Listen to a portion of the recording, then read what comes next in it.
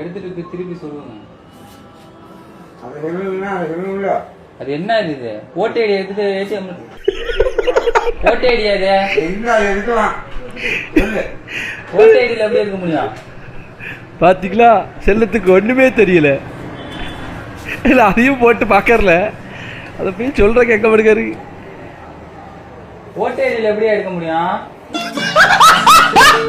என்ன தாத்தா என் கண்ணு வேணும்னு கேட்டியாமல, கேட்ட மூடுறா. நீ சூத்த மூடு.